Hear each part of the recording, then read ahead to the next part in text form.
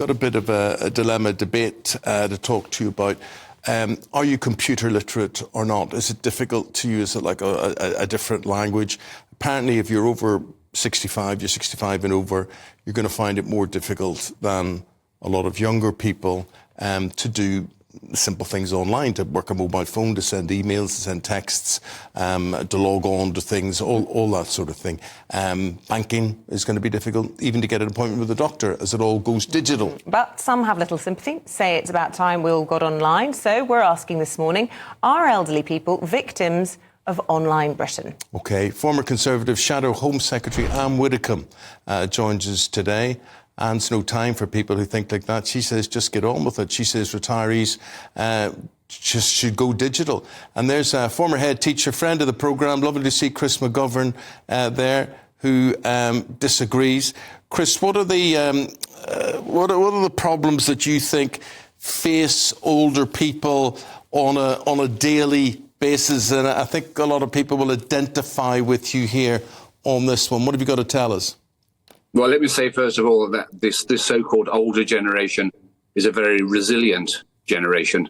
It's not going to be looking to be called victims, although in some ways they are, because the modern digital age has to some extent passed them by. So, as you have mentioned, if they want to make a doctor's appointment, often they have to go online.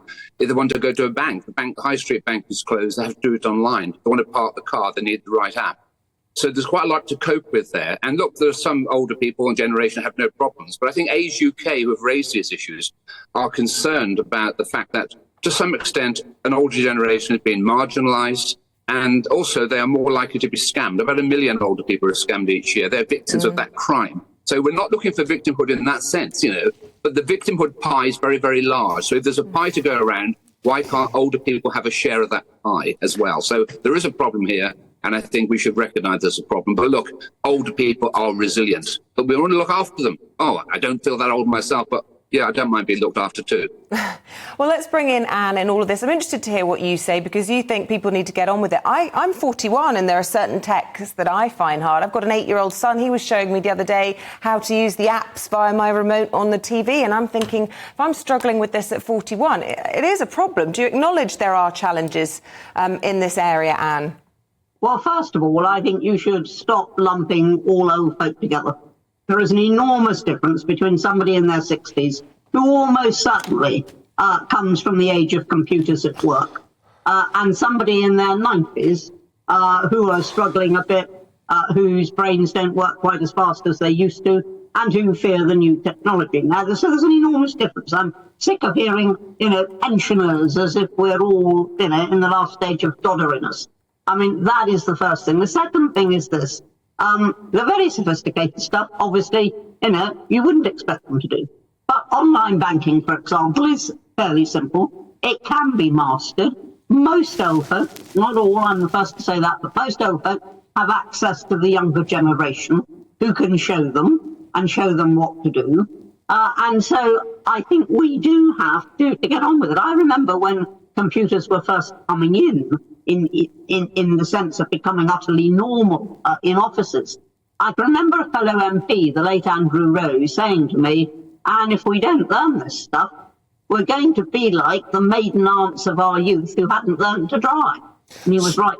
So, Anne, do you learn it? Are you taught it? Do you have a go-to professional who can show you things, or a friend? Who do you rely on, if at all? I rely almost 100% on a go-to professional who can come into my screen and sort out all the messes there. But I learn myself how to use the basic stuff. I mean, I do my own online banking. I can fill in forms online. What I do think is that firms don't make it easy for people. Sometimes you can't go back on a form to correct something that you've done, and you sit there thinking, well, what can I do? They don't make it easy for people, and therefore I do think that it would be much kinder to always have a telephone option there, not to get out of the form, but to be able to telephone somebody to say, I've got a problem with this form. And I think there is a big difference between the two, between saying, I don't want to do this, and between saying, I've got a problem. And Anne, what if it was HMRC? We hear now they're going to be closed for an extended summer period. You can't speak to a human being. It's all online. You wouldn't have let that happen, would you, when you were in government? Calm down, dear. They actually reversed that intention. So I think we should all not start alarming people that is going to happen.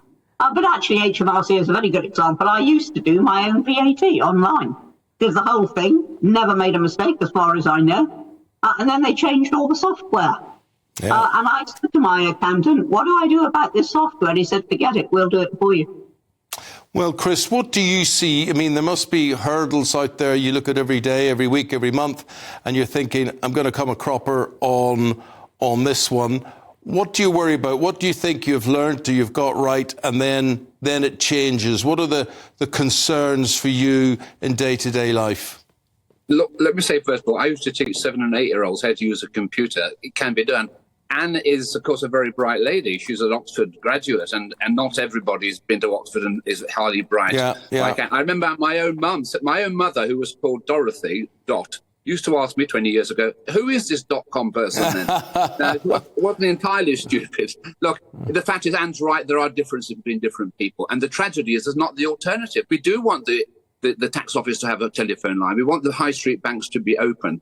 And technology has changed. But look, we mustn't run down older people. On the whole, according to international surveys, older generation are better educated than the younger generation. We spend all our time telling the younger generation to get off the internet. And now we're telling the old generation, get on the internet. We do need to help older people, give them training, give them support as far as we can. But Anne is right. It varies from person to person. But not all as bright as Anne. That's the problem. My mum was like Anne.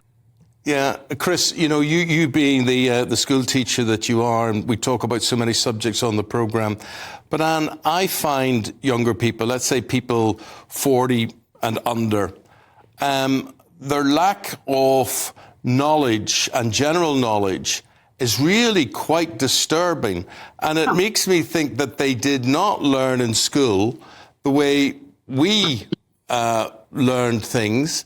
And I don't know, they have a different knowledge than us, they have a different expertise, Chris was saying there.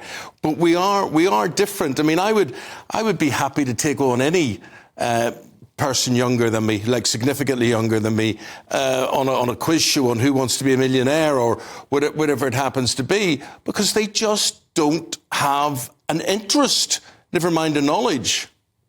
No, and I suspect one of the problems is that when they do acquire knowledge, they acquire it through the internet. Yeah. Now, if you've got to go to a library and find a book and look it up and make notes, it tends to go in. If all you do is just throw it up on the screen and then it's gone when you've no further use for it, it doesn't tend to be retained. And I'm sure that is one of the reasons why young people sometimes just don't seem to have the breadth of knowledge. But the other is, you know, the curriculum's changed completely. Chris will know as a teacher, you know, there's a great deal of time now spent on what we would once have called non-subjects, as opposed to, you know, the details of history or whatever. And look, I'm not saying that I expect everybody to be able to cope with every last aspect of the internet. I don't. But I think that most people, certainly below the age of mid-80s, can be taught to handle the basic stuff which you might need every day. It's all very well, Chris, saying the bank should stay open. But why should they maintain these premises when, you know, decreasing numbers of people are using them for the simple reason that most of us are taking the much simpler option of doing it online? I don't get this. I don't get why they've got an obligation to meet our reluctance to learn. I have to say, lots of people over the age of 65 getting in touch via email, so they've mastered that this morning. Thank you both, Chris McGovern and Anne Widdecombe, for that debate this morning. Just want to read a little selection of these. Ellen Miles has emailed, I'm about to turn 80. Happy birthday to you. People my age learned how to use computers in the early 1980s, so stop making out we don't know what we're talking about when it comes to computers. This one's from Bernard Carney. When they first came out, it was easier to understand how to use them. Now they changed the apps to make confusing, so they don't want you to know what you're doing. That is true. They do continually change and adapt, don't they? Anyway, lots of you getting in touch. It's obviously an interesting point this morning. Keep those thoughts coming in. We'll try and find some time to read out some more in a bit.